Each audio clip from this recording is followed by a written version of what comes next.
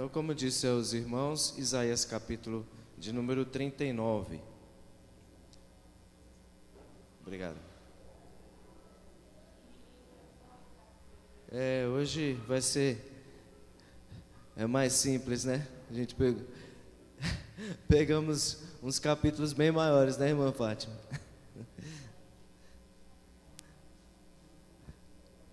Então, cada um lê um versículo para nós iniciarmos. Isaías capítulo 39, amém? Ô misericórdia, amém. Eu vou começar e os irmãos leem os outros versículos. Nesse tempo, Merodach-Baladã, filho de Baladã, rei da Babilônia, enviou cartas e um presente a Ezequias, porque soube que estivera doente e já tinha convalescido. Então disse Ezequias a Isaías: boa é a palavra do Senhor que disseste, pois pensava, haverá paz e segurança em meus dias. Amém? Mais uma lição que vai trabalhar bastante hoje, a questão de nós entregarmos a nossa confiança e descansarmos no Senhor dos Exércitos, não em coisas que não seja o Senhor dos Exércitos, porque todas as outras coisas que não é o Senhor dos Exércitos, nós podemos chamar isso de ídolo, e o ídolo muitas vezes ele promete muito, mas ele cumpre pouco. O nosso Deus, ele é diferente. Nós começamos a nossa lição justamente com um dos temas deste livro, que está inserido também neste capítulo 39, que é: as alianças feitas neste mundo decepcionam, mas confiar em Deus traz salvação. É interessante que quando nós estudamos o livro de Isaías, é um livro de profecias. Para os irmãos terem uma ideia, estava fazendo uma pequena pesquisa, a Bíblia está repleta de mensagens diretas de Deus, predições do futuro, promessas sobre o Cristo e os fins dos tempos. Mais de 8.000 versículos dos 31.124 versículos bíblicos são de natureza profética. Então, a Bíblia com certeza enfatiza a questão profética. Para os irmãos terem uma ideia, 27% da Bíblia é profecia, né? O capítulo, quando nós voltamos para a nossa aula presencial, nós estudamos o capítulo 36, que falava bastante sobre Rabsaqué. E é interessante que do capítulo 36 até o capítulo 39 é uma ponte entre os capítulos 1 a 35, que trabalham predominantemente em relação à Assíria. E o capítulo 40 em diante, até o capítulo 61, ele vai trabalhar bastante, Isaías vai trabalhar a questão da Babilônia, né? Então nós vimos, vamos dizer assim, bastante sobre o reinado assírio, o império assírio, e agora nós estamos começando a entrar já no império babilônico. É lógico, aqui Isaías está predizendo o exílio babilônico, ainda não está ocorrendo o exílio babilônico, é uma profecia. O Henrique, o irmão Davi Aires e o irmão Flávio falaram também bastante. Existe um contexto histórico aqui do livro de Isaías com o livro de 2 Reis, né? Ali também conta alguns detalhes em relação ao que está se passando em todo esse contexto aqui. Nessa parte do capítulo 39, Isaías ele escolhe trabalhar o livro mais numa ordem temática do que numa ordem cronológica. O capítulo 38 falou sobre a doença de Ezequias. Hoje nós vamos ver como ele inicia aqui o capítulo 39, que nesse tempo, ou seja, após o rei Ezequias ter ficado doente, e então está mais relacionado, essa ponte, relacionado mais às questões que viriam acerca da Babilônia. E o capítulo 36 e 37 estava já relacionado com o cerco, né, que Jerusalém iria sofrer. Então há uma ponte histórica aqui, né? E um dos detalhes que nós vemos nesse capítulo, né, de Isaías capítulo 39, que Merodach-Baladã, nome bonito, né? Merodach-Baladã. Esse nome é de um líder da Babilônia, e ele envia mensageiros ali a Ezequias após a doença de Ezequias. Os historiadores dizem que os babilônios, eles amavam também estudar a astronomia. E não sei se os irmãos lembram na última lição dada pelo professor Henrique, que o sol ele volta, não é isso? 10 degraus. Então, como os babilônios eles gostavam de também estudar a astronomia, certamente eles também viram esse fenômeno que aconteceu, não é? Então eles observaram isso. As histórias corriam também muito rápido, dizendo como o rei Ezequias também tinha sido restaurado da sua saúde. Então o rei Ezequias, não é? E o Império Babilônico, aqui por meio desse Merodach-Baladã, ele consegue observar que o Deus do rei Ezequias era um Deus poderoso, era um Deus que fazia maravilhas, não é? Então o contexto aqui é justamente isso. Merodach-Baladã, ele é o líder ali do Império Babilônico, ele envia cartas ao rei Ezequias, ele quer visitá-lo, a fim de fazer uma aliança contra o Império Assírio, que era o grande império da época. E Merodach-Baladã envia essas cartas, ele pensa que esse Deus, talvez ali do rei Ezequias, fosse um Deus poderoso, já que ele tinha restaurado a sua saúde. Então o contexto histórico é esse. E nós começamos o livro, o capítulo 39, justamente com essa parte. Nesse tempo, Merodach, o versículo 1 do capítulo 39. Nesse tempo, Merodach-Baladã, filho de Baladã, rei da Babilônia, enviou cartas e um presente ao rei Ezequias, porque soube que estivera doente, já tinha convalescido. Ele começa a narrativa com a expressão nesse tempo. Então, após a enfermidade do grande rei Ezequias, os babilônios eles estavam buscando alianças contra o grande império da época, que era o Império Assírio. No versículo 2, a Bíblia narra que Ezequias se agrada disso. Eu queria que nós observássemos bem agora o versículo 2. Ezequias se agradou disso e mostrou aos mensageiros a casa do seu tesouro: a prata, o ouro, as especiarias, os óleos finos, todo o seu arsenal e tudo quanto se achava nos seus tesouros. Nenhuma coisa houve, nem em sua casa, nem em todo o seu domínio, que Ezequias não lhes mostrasse. Os irmãos e irmãs repararam aí que Ezequias começa a mostrar o seu reinado, e ele fala sempre assim, no seu, não é? É repetido o pronome seu, nada mais, nada menos do que 5 vezes nesse versículo. É interessante que o pastor Tim Keller, ele diz uma coisa interessante. Ele fala assim: quando eu esqueço o evangelho, eu me torno dependente dos sorrisos e avaliações dos outros. Foi mais ou menos o que aconteceu aqui com o rei Ezequias, né? Parece que ele se esqueceu daquele grande milagre que aconteceu no capítulo passado, quando Deus restaura a saúde dele. E aí os babilônios mandam essas cartas para que conhecesse ali a grande cidade de Jerusalém, a cidade do Deus da aliança, né, do Deus do pacto.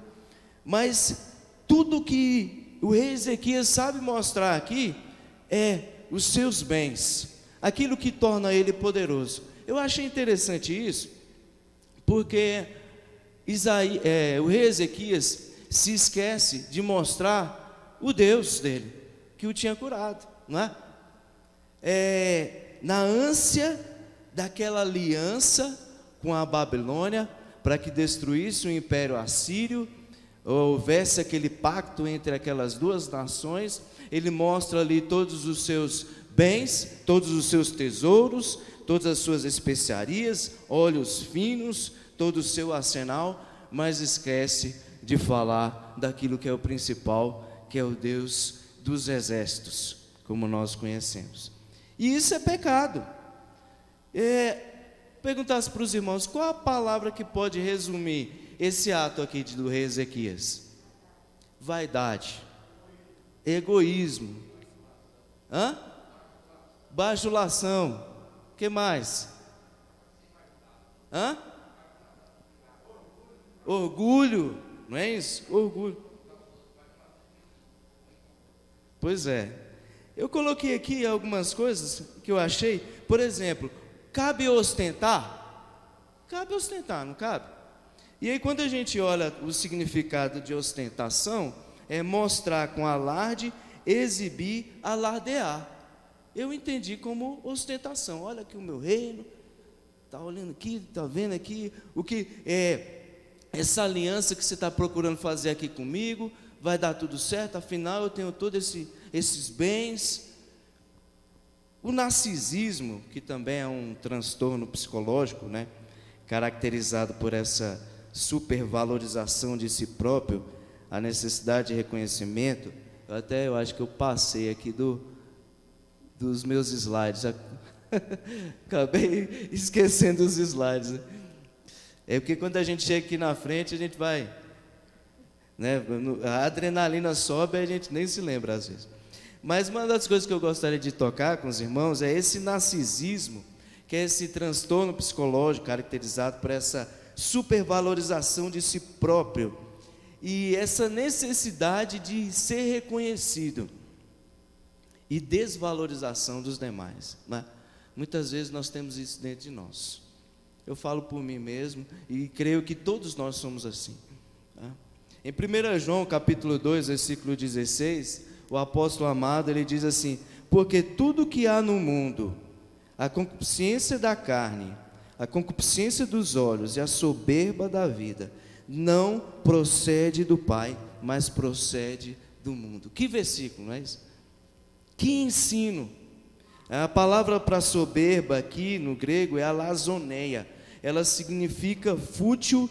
Eu até achei interessante, conversa de fanfarrão. Lembrei lá do Tropa de Elite, né? Uma certeza insolente e vazia, arrogância, que confia em seu próprio poder e recursos, que despreza e viola vergonhosamente a lei divina. Certa vez, o grande bilionário John Rockefeller, ele morre, e havia ali um curioso no funeral, né, do John Rockefeller. Esse curioso fala, né, pensa com você, eu queria conversar com o contador do Rockefeller, queria conversar com ele, bater um papo com ele. Aí quando ele chega ali pertinho ali do contador e fala assim: olha, o John Rockefeller, quanto que ele deixou aí, a fortuna dele, quanto que ele deixou? Perguntou, né, para o contador. O contador olhou para ele e falou assim: olha, ele deixou tudo, ele não levou nada, deixou tudo, né? O famoso ditado: o caixão não tem gaveta, e é verdade, né? Todo aquele poderio, todos aqueles bens que ele tinha, ele não consegue levar absolutamente nada. A soberba da vida, né? A soberba dos seus bens. E o rei Ezequias tinha caído nessa. Após ver todo o poder que Deus tinha a restaurar a sua saúde e dar mais 15 anos de vida ao rei, ele se esquece disso e se impressiona com seus próprios bens. Que ensino para nós hoje nós precisamos, né? Tomar cuidado com o nosso orgulho, a nossa vontade muitas vezes de ostentar, de mostrar aquilo que temos, aquilo que somos, porque naturalmente isso vira um ídolo. E quando vira um ídolo, como nós dissemos antes, esse ídolo ele promete muito, mas ele cumpre pouco daquilo que nós colocamos, depositamos, né, na vida desse ídolo. Como eu vou me lembrar agora novamente lá do Tim Keller: quando eu esqueço o evangelho, eu me torno dependente dos sorrisos e avaliações dos outros. Que ensino, né?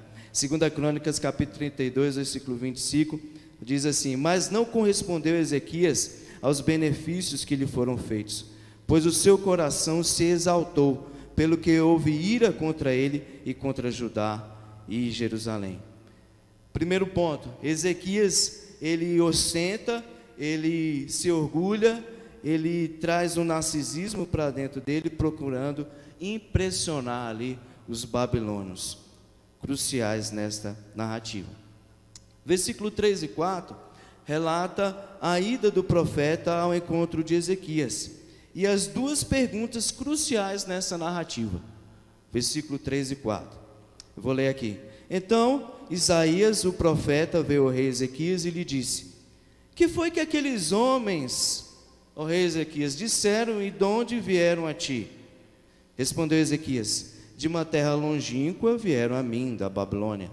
Perguntou ele: que viram em tua casa? Respondeu Ezequias: viram tudo quanto há em minha casa, coisa nenhuma há nos meus tesouros que não lhes mostrasse. Agora é o confronto do profeta contra o rei Ezequias, não é?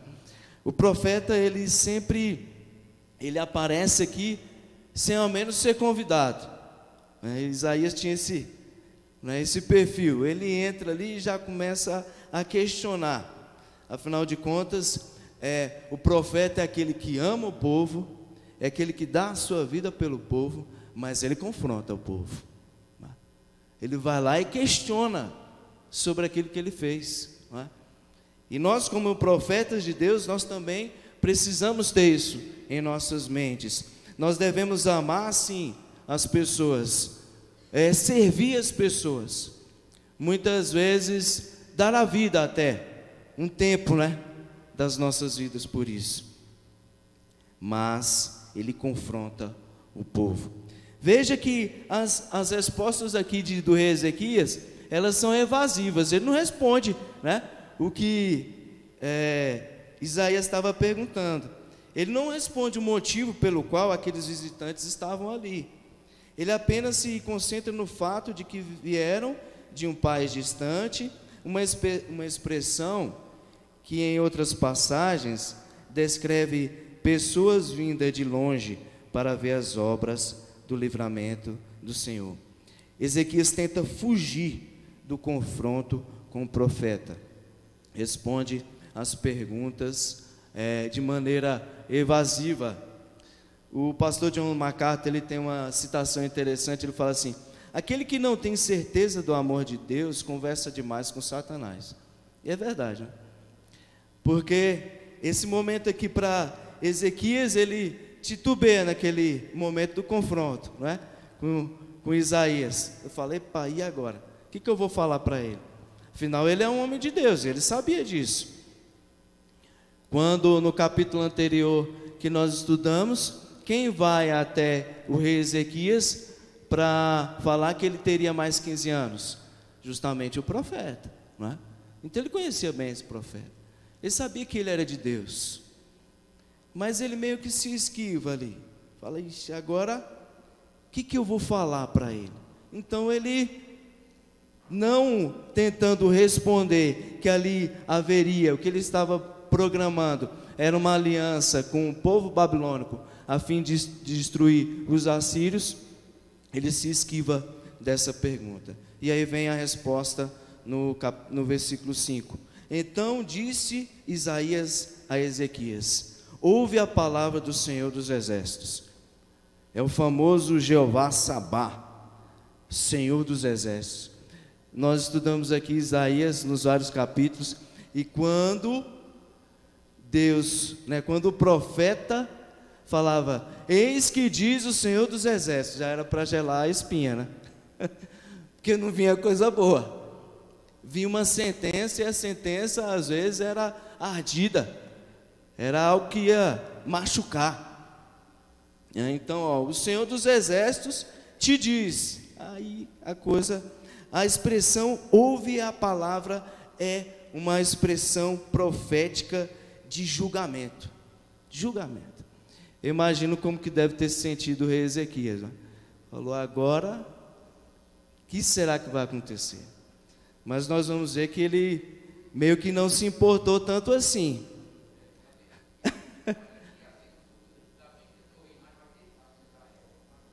Pois é. Vamos comentar depois isso aí, né? Que ficou meio estranho, né? A sua descendência. Pois é. Foi estranho, né? Foi estranho. No mínimo estranho isso aí.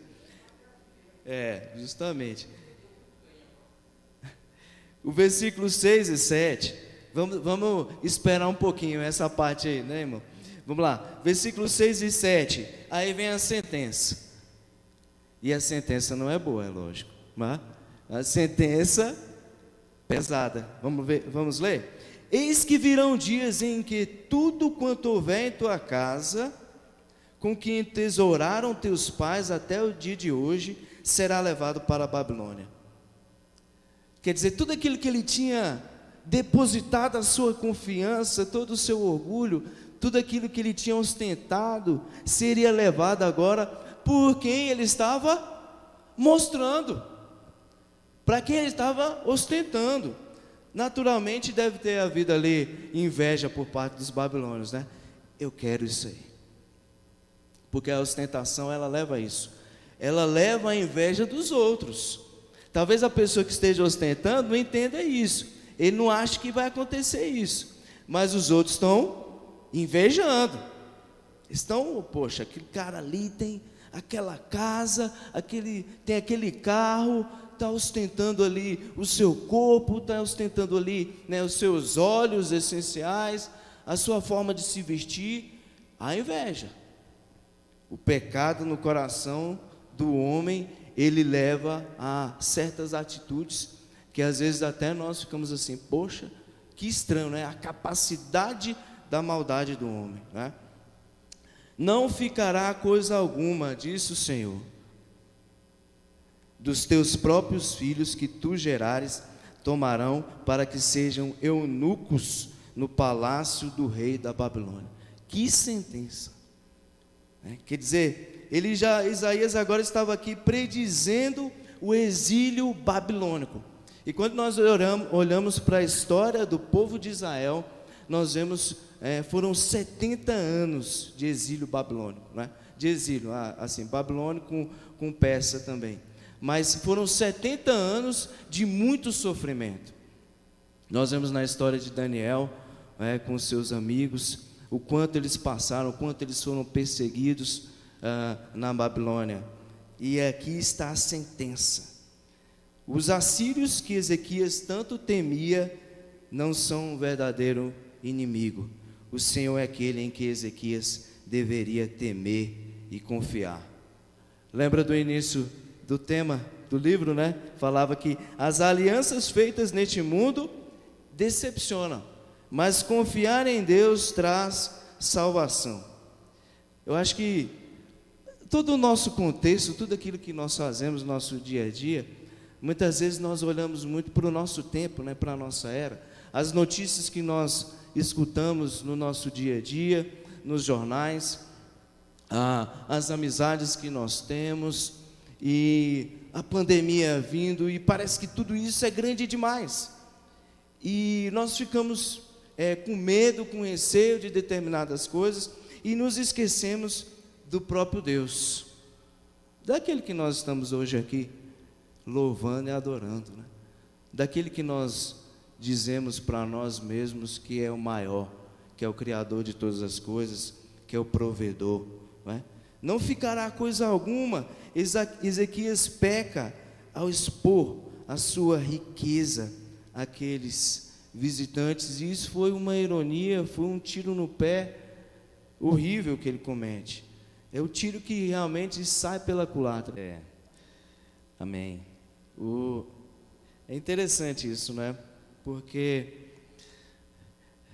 quando eu olho aqui, pastor Vantuí, talvez ele foi ingênuo, mas tinha alguma coisa ali dentro da mente dele que ele estava levando ele para fazer aquela aliança, né? Então ele se esqueceu de Deus. Vou fazer a aliança aqui para eu sair vitorioso. Afinal de contas, o exército assírio era mau, né? era perverso.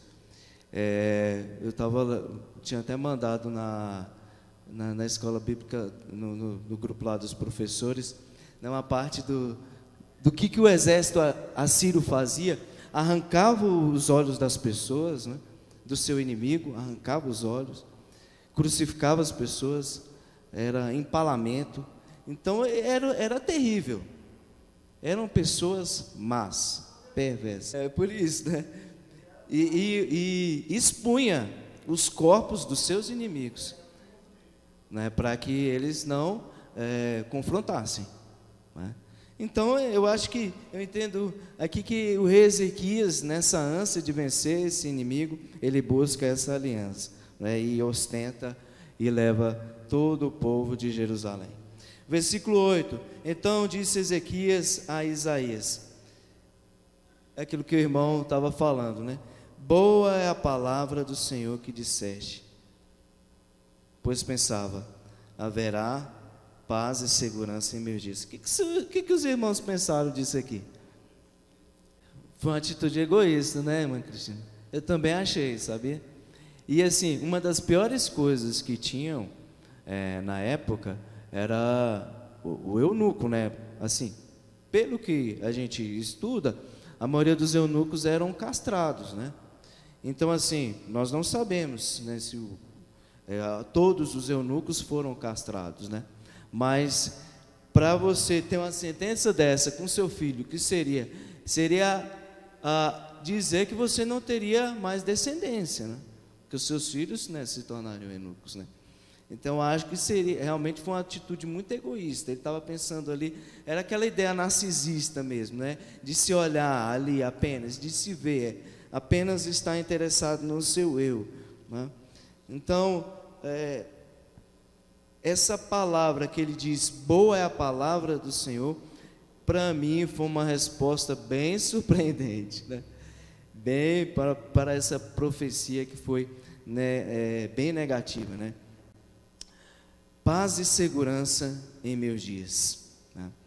Eu estava lendo uma citação para a gente tentar contextualizar para os nossos dias, né? O famoso filósofo Friedrich Nietzsche, ele em seu livro O Anticristo, ele diz assim, presta bem atenção, Friedrich Nietzsche, nós sabemos que ele é ateu, não é? Ele dizia assim, ó, o que é o bem?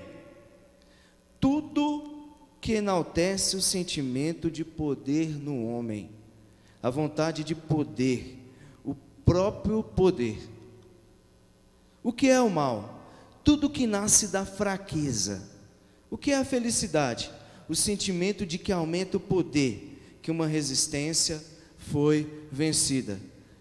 Eu, olhando para trás e olhando para os nossos dias, quando nós vemos o que traz a felicidade hoje para as pessoas do nosso mundo, não é? O que traz a felicidade? O que ganha é aquele que joga pessoas fora. É só você olhar os reality shows. Quem é que ganha? Não é aquele que é bonzinho, não é aquele que é humilde, não é aquele que serve o outro, é aquele que dá pontapé mesmo, que derruba o outro, que faz o que acontece. E essa filosofia aqui do Nietzsche está muito incrustada hoje nas pessoas. Não é à toa que ele é um grande filósofo da nossa atualidade, né? Em contraposição, C.S. Lewis diz assim, nosso Senhor encontra nossos desejos não fortes demais, mas demasiadamente fracos, mexendo com a bebida, o sexo, a ambição, quando é nos ofertada a alegria infinita, como uma criança ignorante que quer continuar fazendo bolinhos de lama na favela, porque não consegue imaginar o que significa a oferta de passar férias na praia à beira-mar. Nos contentamos com muito pouco e com muita facilidade. Se nós vamos ver, talvez, o que a maioria das pessoas procuram hoje para se tornarem felizes? O que as pessoas? Poder, dinheiro. Se eu ganhar na Mega Sena, eu ficarei feliz, eu serei feliz, né? Quantas vezes você já ouviu isso? Quantas vezes eu ouvir isso, não é? Se eu conseguisse mais aquele objetivo, e como nós dissemos, não é? Mais uma vez, como todos os ídolos prometem muito e entregam pouco, quando nos falham, ficamos amargamente infelizes. A gente muitas vezes vai estudar a origem da ansiedade, a origem da depressão, a origem da nossa angústia. Muitas vezes está dentro do nosso eu, do nosso próprio pecado, da nossa própria vontade de ostentar, da nossa própria vontade de ser orgulhoso, de ser narcisista, de ter esse poder que na verdade não nos leva a nada, é apenas um ídolo. Como nós aprendemos, né, aquele ídolos do coração. Para aplicação, já que essa lição foi 8 versículos, né, 9 versículos, eu acho. Tem 3 aplicações aqui que eu gostaria de destacar com os irmãos. Deixa eu ver se eu... A primeira aplicação é que este capítulo oferece uma lição de sobriedade a todos nós. Ezequias, um dos mais piedosos reis a se sentar no trono de Jerusalém, em um momento de fraqueza, se inflou em seu orgulho, revelando aos babilônios todos os seus tesouros. Com que facilidade o coração humano se comporta de maneira insensata. Lembra daquele versículo? Aquele, pois, que pensa está em pé, veja que não caia. 1 Coríntios 10, versículo 12, né? Precisamos vigiar e orar contra o orgulho. Talvez isso é nós pegarmos realmente o exemplo de Cristo. Quando nós lemos lá em Filipenses capítulo 2, né, que esse Deus, esse Cristo, ele... Isso mesmo, irmã Fátima, ele se esvaziou, né? É lógico, nós somos tão vazios que quem se esvazia é só o próprio Deus, né? Mas nós entendemos, pegarmos esse exemplo de Cristo. Quando Cristo chega para os discípulos e fala assim: olha, eu não vim, né, eu vim para servir e não para ser servido. Poxa, Jesus é o Rei dos Reis, o Senhor dos Senhores. Ele criou todo o universo e Ele vem para morrer por pecadores miseráveis como eu e vocês. E Ele vem e não se ostenta com nada. Quando a gente olha lá para Mateus capítulo 4, que conta lá sobre Mateus 4 e Lucas 4, né, a tentação, né, de Jesus, o diabo sempre está fazendo o quê? Vai, Jesus, ostenta aí, vai, você é capaz de transformar, né, as pedras em pães, ostenta um pouquinho aí, vai lá. Mas ele sempre cita a palavra de Deus, né? Eu faço 2 perguntas aqui. Como podemos reconhecer os primeiros movimentos do orgulho em nosso coração humano? Nós devemos fazer essa pergunta. Como podemos reconhecer os primeiros movimentos do orgulho em nosso coração? Segundo, como podemos sufocá-los pelo sangue e o Espírito de Cristo? Se nasce esse orgulho, essa ostentação, essa vontade de se exibir, essa vontade narcisista, nós temos que sufocar com o sangue de Jesus Cristo. Ele tem poder para sufocar isso. Andando ali na Cristolândia, quando você conversa ali, né, com os internos, eles estão totalmente destruídos. Ali eles se apegaram ao que era para eles se apegarem no início de tudo, mas não, eles se deixaram se envolver com o mundo, com o vício. E todos que você conversa é sempre a mesma história. Eu me deixei envolver com as coisas desse mundo, e agora eu estou ali totalmente destruído. E ele se apega, se agarra àquilo que pode salvá-lo, que é o sangue do Senhor Jesus Cristo. O pastor John MacArthur, ele fala outra coisa bem interessante. O verdadeiro evangelho é um chamado à abnegação, não é um chamado para a autorrealização. Porque muitas vezes nós estamos buscando essa autorrealização. O que me faz feliz, né? A todo instante. O que será que me faz feliz? Quando eu chegar nesse ponto, eu vou ser feliz. Mas é justamente o contrário. Porque quem pode me fazer feliz e te fazer feliz é só o Senhor. E quando é justamente esse chamado a abnegar, é ser altruísta, é se desprender das coisas desse mundo, né? Superar essas tendências egoísticas que nós temos da personalidade, né? Essa dedicação extrema. Terceiro ponto: por ser uma sociedade tão livre e próspera, é mais fácil para os cristãos se sentirem seguros, presumindo em vez de depender da graça de Deus. Muitos crentes ficam satisfeitos com as bênçãos físicas e têm pouco desejo pelas bênçãos espirituais. Eu estou lendo bastante o livro de 1 de Pedro, e eu estou amando o livro de 1 de Pedro, né? E ele fala lá sobre uma herança que é incorruptível, uma herança que é sem mácula, uma herança que é imarcessível. E às vezes a gente se apega a tantas coisas daqui, né? Que parece que o bom é aqui mesmo. O legal é estar no mundão aqui, aproveitar os bens materiais, opa, que legal, bacana. E se esquecemos daquilo que já foi reservado para nós, que é uma herança incorruptível. O contexto da carta de 1 de Pedro é um povo que está sofrendo perseguição do Império Romano. Eles não têm casa, não têm bens, estão sofrendo, estão sendo difamados, acusados de crime que não fez, estão sendo perseguidos, apanhando mesmo, sendo mortos diante do Império Romano. Mas aí Pedro fala: olha, não se preocupem com esse mundo aqui não, porque essa herança daqui, ela perece, ela acaba, mas existe uma herança que é maior do que tudo. É a herança imaculada, pura, é uma herança imacessível, que não murcha, incorruptível. E é o que nós vemos hoje, né, nessa lição, que ela possa ser aplicada nos nossos corações, né? Não nos agarrarmos às coisas que parecem que vão nos trazer felicidade, né?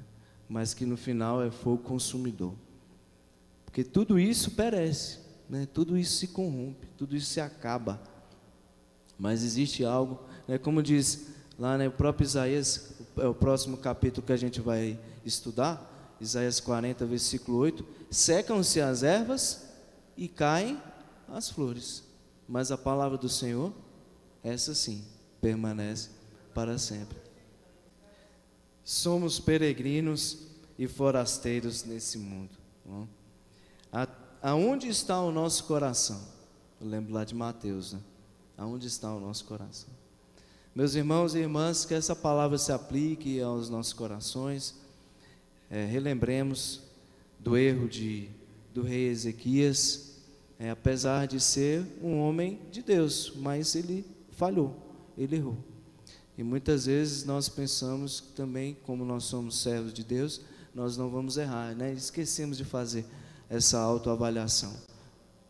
Pensemos nisso, lembremos desse exemplo, e que Deus nos abençoe, nos guarde e nos livre de todo mal. Amém?